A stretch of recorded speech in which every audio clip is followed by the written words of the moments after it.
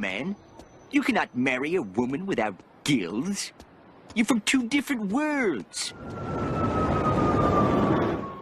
Oh, I've wasted my life. Welcome back to Thinking Critical. This is Wes, and every once in a while I like to bring the critical curmudgeon himself, Pele, onto the channel to talk about comic book collecting. And today we're going to be talking about grading and buying comics on eBay and some of the risks that people take when they go out and do such ventures. Pele, how you doing? Oh, great, man! It's we've had quite a time as far as getting the shop reopened and getting everything the business back in swing. But it's been good. It's been real good. The back issue market right now is booming. So yeah, yep, and that's been a plus. So. Well, speaking of the back issue market, now the world is so much closer. You have access to so many things we didn't do in the past. Whereas before, you would have to be able to find these collectible comics, key issues at your local comic shop. Now, if they're not available there, or you think it's too expensive, you can go online. You can go to My Comic Shop. You can go up to you can go to the website for Midtown Comics, Mile High, Graham's, things like that. But you can also go onto eBay, where you're taking a bit more of a gamble. What has your experience been using eBay buying comic books? It runs the gamut, really. I mean, I buy quite a lot of comics off eBay. The main thing to remember there is that whereas before you used to have a lot of issues with getting scammed by sellers, now the protections have flipped. So your sellers are usually more likely now to be scammed by buyers. But I mean, there's still potential there for getting taken as far as if you're a buyer. The main things involved there is not knowing the condition of what you're buying. If you're buying ungraded comics, you really need to know what the different grades are. That's why I usually recommend that people pick up a copy of Overstreet's Guide to Comic Grading. It's an invaluable resource. It's not expensive, or there's a lot of resources online, but I like to stick with the Overstreet since it's kind of like the industry standard, and it's the one that CBCS uses and CGC for the most part uses for grading theirs. Get an idea of what the different grades are. Be able to, pictures sometimes suck on eBay, and that's a problem. But as long as you've got good pictures and get a good ballpark idea of a grade, then you generally can do okay. Or, as I tell people to do, if when in doubt, just only buy graded comics off eBay. All right, so that's what we're talking about. People that don't want to buy graded comics, or they think they can't afford them, so they are taking a risk when they go onto eBay. What are the things that they can look for when they do get those crappy pictures? And are the sellers on eBay, are they good at grading their own comics? No. You about 1 in 10 probably can accurately grade a comic book. And a lot of them are optimistic about the way. Oh, this is a very fine, obvious. Look at this, and it's it's not a 7. It's not a 8.0. It's a 4.0. They're very optimistic. They ignore stains and creases and all that kind of stuff, and they'll misrepresent as far as what they're selling.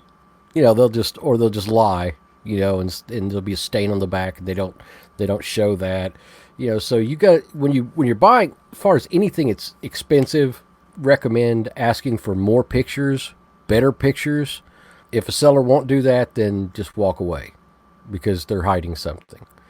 That's what you end up getting with a lot of sellers that'll have like real fuzzy pictures or out of focus. It's out of focus, or it doesn't show a lot of detail.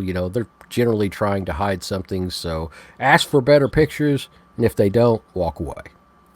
All right, so what should people be looking for when they're looking at the seller ratings? Is there any keywords or key things that they should be looking in the feedback that tells them that this is a good seller that actually knows how to grade his own comic books?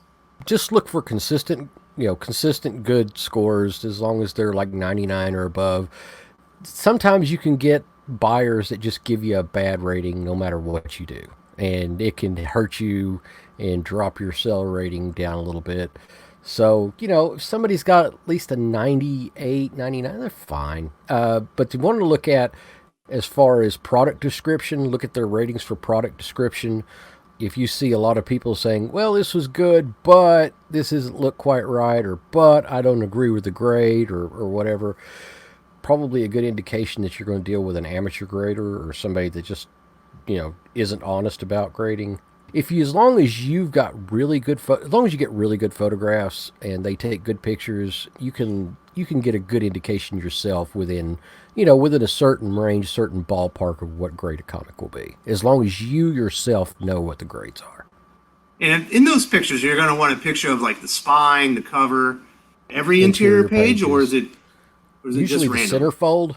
Usually just, if it depends on how expensive it is. If you've got a book like something that's $500, several $100 or more, you're going to want pictures of the individual pages. I do that for any book, over $1,000. I ask for photos of the individual pages. But you want the front cover, back cover, detailed pictures of the spine. You want to see the centerfold, because the centerfold, the middle two pages can become detached. That's common with older comics. So you want to make sure that centerfold is attached. The reason why you want to look at the individual pages is, one, if there's any drawing on them, or if somebody's cut out a coupon. Books from the early 70s and mid 70s are real important, because they had those Marvel value stamps that ran for several years, and people collected those. And they had the little booklets that you could cut the Marvel value stamp out and put it in your little booklet as a collector's item. Well, there's a lot of comics out there that have the stamps cut out. And it doesn't completely destroy the value of the comic, but it cuts it in half. If you have a book that would otherwise be an 8.0, it would still be an 8.0, but it would be a qualified 8.0, and it would lose about half of its value. So let's say one of our viewers has decided they want to make a big purchase, maybe like a $500 comic, like their dream comic. Is there a certain way that they should be purchasing the comic if they're wanting to do it on eBay? Because I know there are certain companies that will back you up as a purchaser more than others. I've heard PayPal's a good example.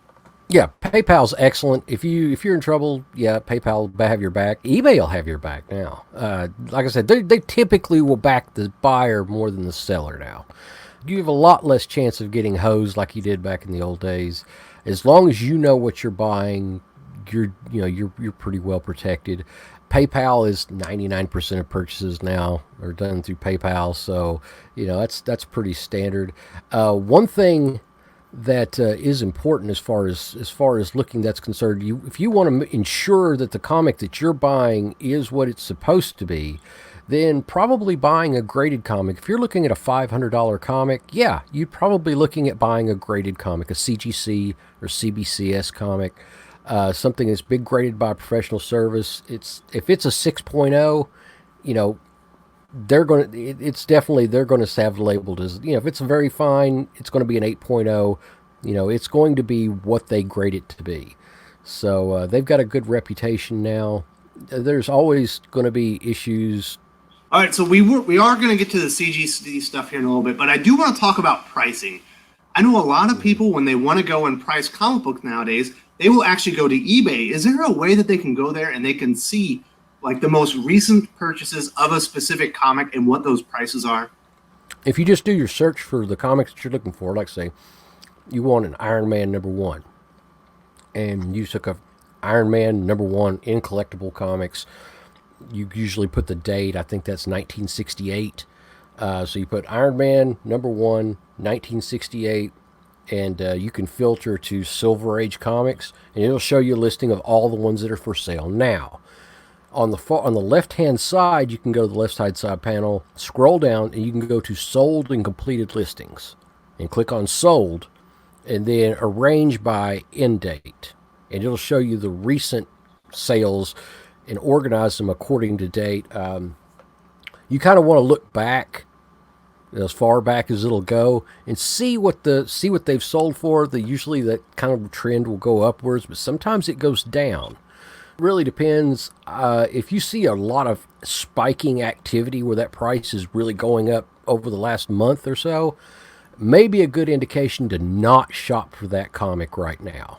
hold off a little bit on that because it's going through what we call red ocean, kind of like the equivalent of two sharks fighting in the water, and it gets bloody.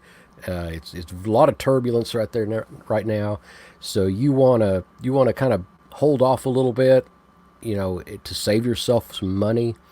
Wait till it calms down a little bit. But yeah, definitely look and see what the latest sales have been. There's a good tool that will do that for you as well. If you go to Go Collect, comics.gocollect.com, they aggregate all that for you. If you search for a particular comic, it will show you the last sales, what the FMV and sale history are for those comics.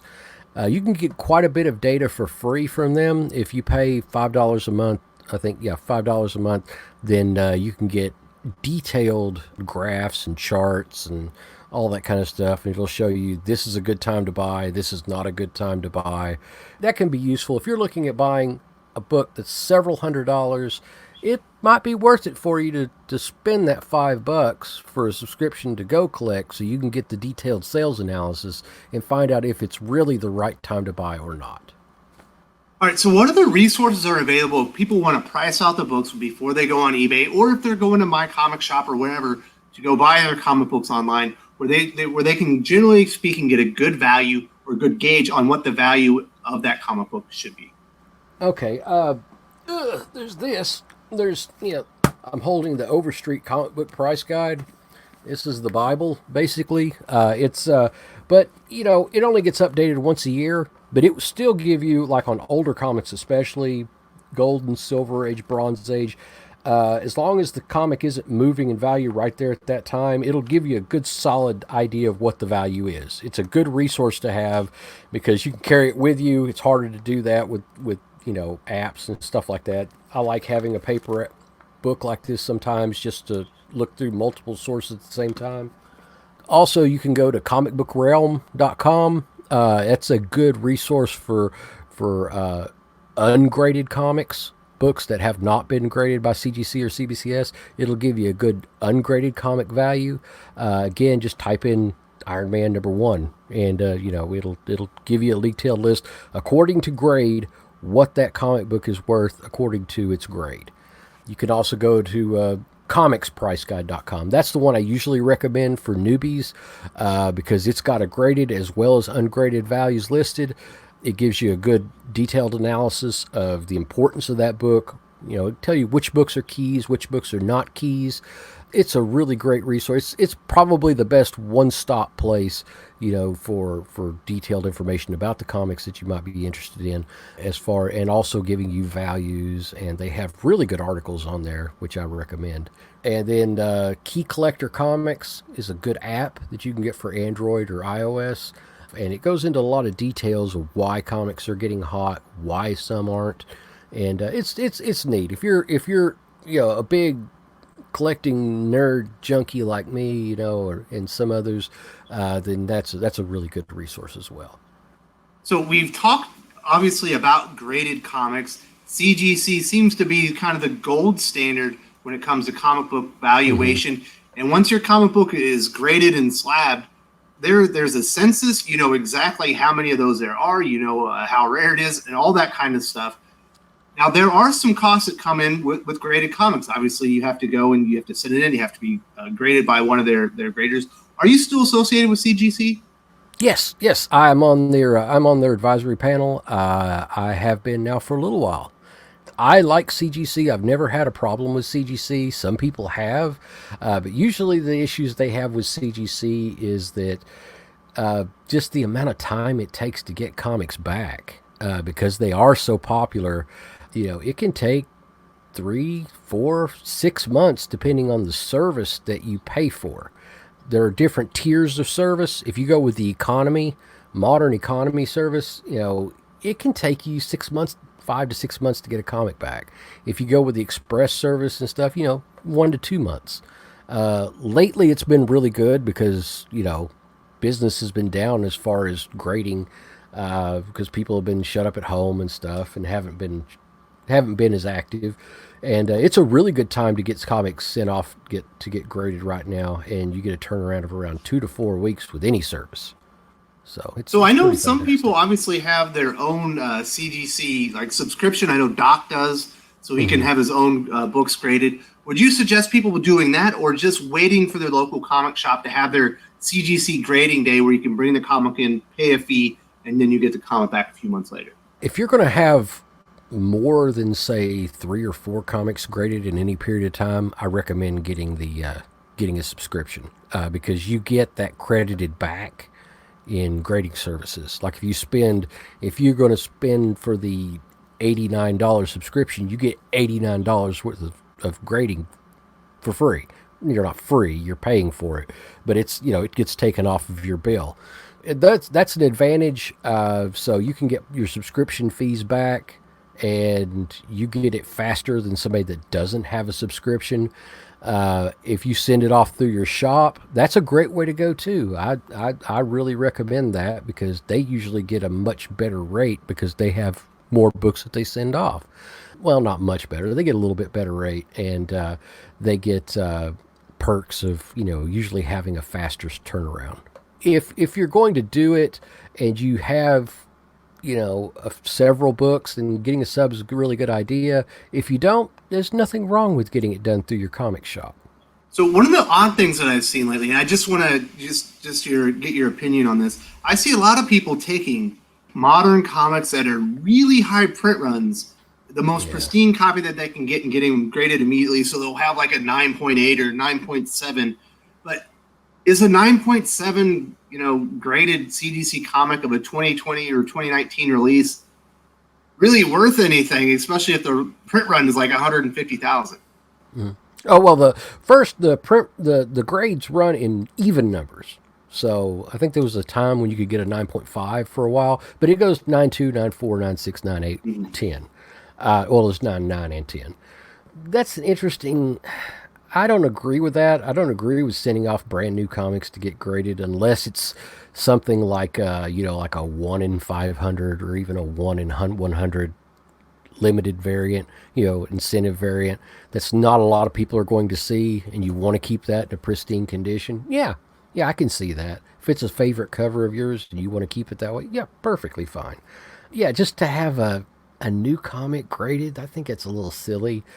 Down Like the it's just road, not worth the fee if you look at it, the investment. it's not. And you get some of the hot keys. Like one thing we've had is a lot of people sending off like the first, the death of Alfred, the latest, Batman 91, stuff like that. With what's her name, Punchline. First appearance of Punchline, stuff like that. And people sending it off, and they're like, "Oh, really, guys? I mean, okay, that's great and all, but I think it's kind of a waste of money right now. There's so many of them out there. I mean, if you look at one good example, this is Spider-Man #1. That came out 35 years ago, long ass time ago. The Todd McFarlane Spider-Man series, and it came out a long ass time ago. There are over 60,000 copies of that comic book graded. I mean, even 9.8s aren't worth very much. 9.6s are worth the $20, $25, something like that, as far as wholesale prices on them. I don't recommend it. If you want to have something special, like I said, an incentive or something, it's fine. But just a regular release, run of the mill new comic, don't waste your money. Just buy more comics. We've had an interesting discussion here talking about kind of getting into comic book collecting, testing the market on eBay. Obviously, if you don't want to take risks and you want a comic that you absolutely know what you're getting, you want to go through the graded comics. But if you're going to go through eBay, definitely cover your bases, check out the seller, check out the prices the best way that you can, and make sure that you get the best deal possible. It's just smart. Just do a little bit of homework. It doesn't hurt. You're less likely to get stung. If you're going to be getting into the collecting hobby anyway, like I said, I recommend picking up the Overstreet's Guide to Grading Comics. It's fantastic. It's a great resource. It breaks down every individual grade, what's allowed in that grade and what isn't. They've been around forever. They're the ones that are the industry standard. And as long as you go by their grading, which is pretty conservative, you're not going to be disappointed when you get your book back from CGC when you thought it was a 9.0 and it comes back. It may come back as a 9.2, but it's very rarely ever going to come back lower than a 9.0. You're going to know what the grades are for your comics, and you're going to be happy in the end.